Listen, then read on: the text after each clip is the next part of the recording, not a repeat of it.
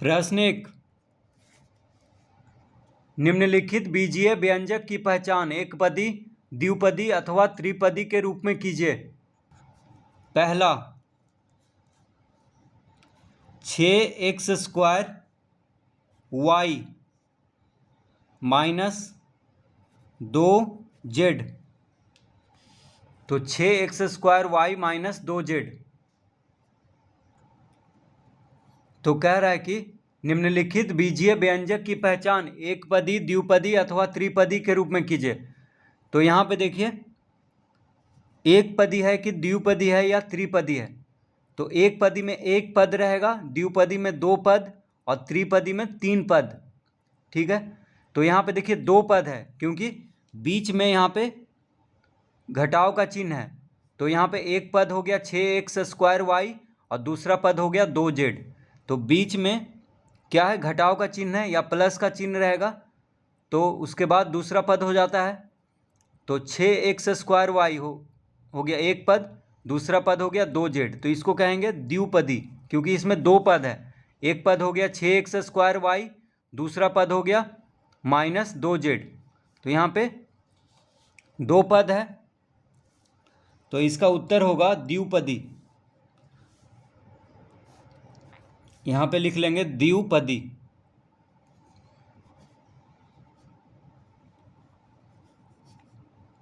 क्योंकि इसमें 2 पद है, 6x² y और -2z। 2 पद है यहाँ पे, तो इसको द्विपदी कहेंगे। दूसरा, 7/3 x y z। तो ये कौन सा कितना पद है? इसमें देखिए एक ही पद है, 7/3 x y z एक ही पद है, तो इसको कहेंगे एक पदी। एक पद सिर्फ यहाँ पे है 7/3 x y z, तो इसको क्या कहेंगे? एक पदी।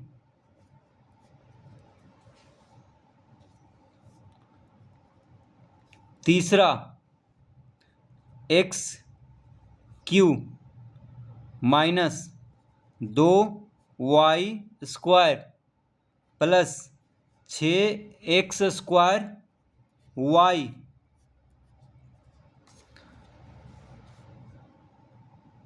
इसमें कितना पद है? देखिए 3 पद है यहाँ पे।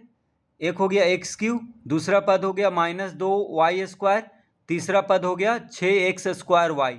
तो यहाँ पे देखिए 3 पद है, एक पद, 2 पद, 3 पद। 3 पद है यहाँ पे, तो इसको कहेंगे त्रिपदी। त्रिपदी। इसमें देखिए 2 पद है, तो इसको द्विपदी कहें। इसमें एक ही पद है, तो इसको एक पदी कहेंगे। इसमें 3 पद है, 1 2 3, तो इसको त्रिपदी। चौथा, 12/17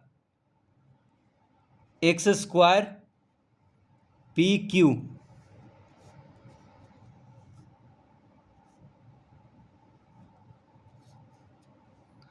तो यहाँ पे देखिए एक ही पद है, 12/17 x² pq क्या है? एक पद है, तो इसको क्या कहेंगे? एक पदी कहेंगे।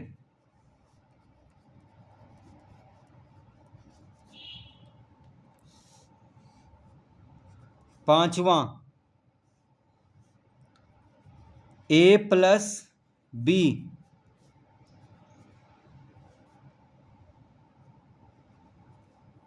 a + b। तो यहाँ पे देखिए 2 पद है, एक पद हो गया a, दूसरा पद हो गया b। तो यहाँ पे क्या है? 2 पद है, तो इसको कहेंगे द्विपदी।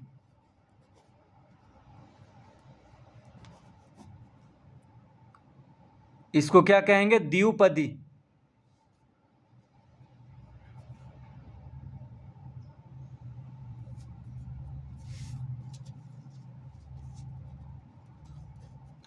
छठा, x³ + x² + 1। यहाँ पे 3 पद है, एक पद हो गया x³, दूसरा पद हो गया x², तीसरा पद हो गया 1। तो यहाँ पे देखिए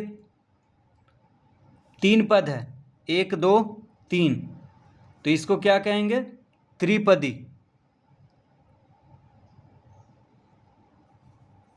तो यहाँ पे लिखेंगे त्रिपदी। 3 पद को त्रिपदी, 2 पद को द्विपदी और 1 पद को एकपदी कहते हैं।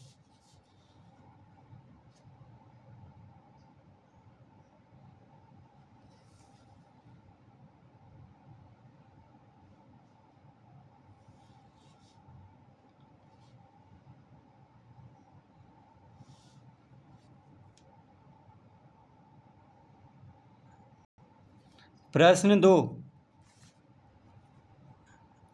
नीचे के रिक्त स्थानों की पूर्ति कीजिए। प्रश्न 2 का पहला, तो पहला है 9, ये 9y में y का गुणांक, तो 9y में y का गुणांक क्या होगा? 9 होगा। तो पहला प्रश्न है 9y में y का गुणांक।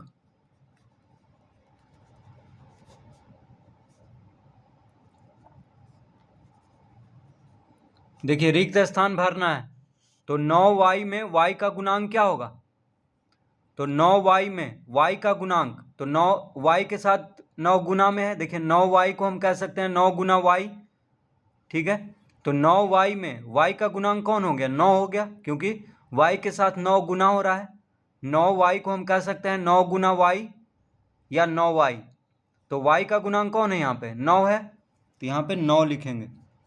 यानी 9y में y का गुणांक 9 है।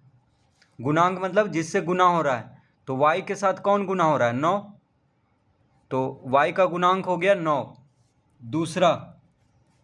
दूसरा कह रहा है -3yz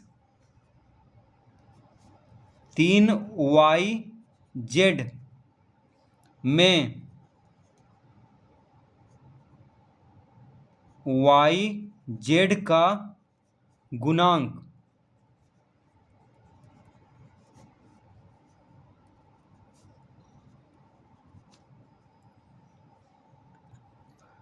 -3yz में yz का गुणांक, रिक्त स्थान, फिर है लिखा हुआ है a1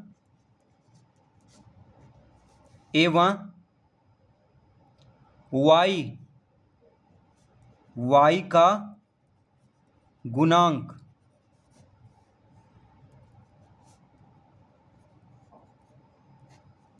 तो -3yz में yz का गुणांक कौन है?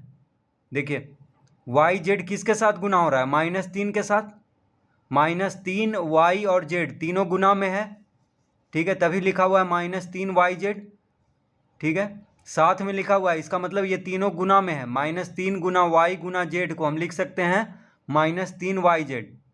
तो -3yz में yz का गुणांक कौन है? -3, तो यहाँ -3 लिखेंगे। yz के साथ कौन गुना हो रहा है? -3, तो यहाँ पे -3 लिखेंगे, क्योंकि yz का गुणांक -3 है। और y का गुणांक कौन है? तो y के साथ कौन कौन गुना हो रहा है? -3 और z, तो y का गुणांक हो गया, y को छोड़ करके जो बचा हुआ है, तो y का गुणांक कौन होगा? y को हटा देंगे तो क्या बचेगा? -3z, तो यहाँ पे लिखेंगे -3z।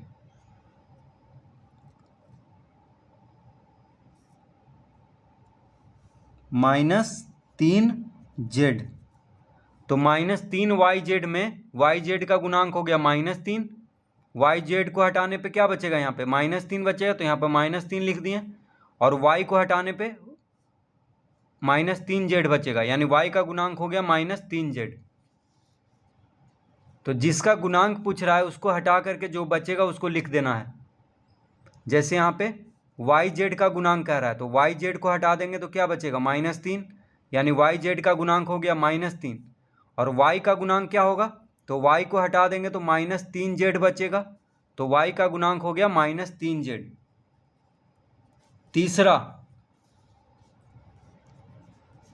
5/3 x² yz में x² yz का गुणांक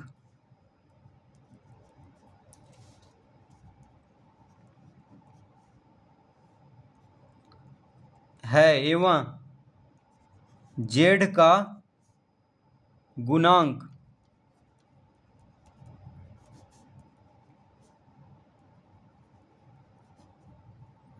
तो इसमें देखिए 5/3 एक्स स्क्वायर वाई जेड में एक्स स्क्वायर वाई जेड का गुणांक क्या होगा?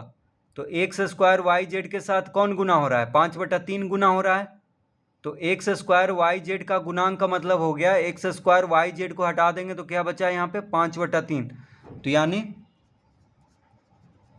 एक्स स्क्वायर वाई जेड का गुणांक हो गया 5/3, क्योंकि यहाँ पे चारों गुना में है तो एक्स स्क्वायर वाई जेड का गुणांक पूछ रहा है। तो एक्स स्क्वायर वाई जेड के साथ कौन गुना हो रहा है? 5/3।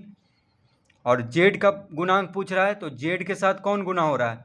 5/3 एक्स स्क्वायर वाई जेड के साथ गुना हो रहा है। तो जिसका गुणांक पूछेगा उसको हटा करके जो बचेगा उसको लिख देना है। तो जेड का गुणांक पूछ रहा है तो जेड को हटा करके बाकी सबको लिख देंगे 5/3 x square y, 5/3 x square y. तो 5/3 एक्स स्क्वायर वाई जेड में एक्स स्क्वायर वाई जेड का गुणांक हो गया 5/3 एवं जेड का गुणांक हो गया 5/3 एक्स स्क्वायर वाई। इस तरह इसको लिख लेंगे। चौथा, एक्स में एक्स का गुणांक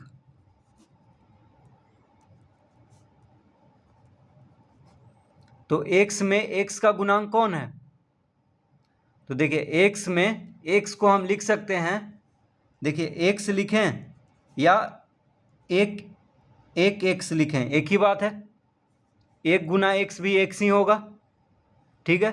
तो एक्स को हम लिख सकते हैं एक एक्स, क्योंकि एक गुना एक्स कहें चाहे एक्स कहें एक ही बात है, क्योंकि एक से एक्स को गुना करेंगे, एक और एक्स को गुना करेंगे तो एक्स आएगा। तो एक्स में एक्स का गुणांक क्या है?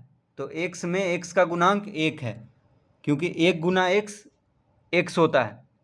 तो एक से एक्स को गुना करेंगे तो एक्स ही आएगा। तो एक्स में एक्स का गुणांक, तो एक्स में एक्स का गुणांक पूछ रहा है तो एक्स को हटा देंगे तो कुछ नहीं बचेगा, तो एक बचेगा, क्योंकि एक गुना एक्स एक्स होता है। तो एक्स में एक्स का गुणांक क्या हो गया? एक।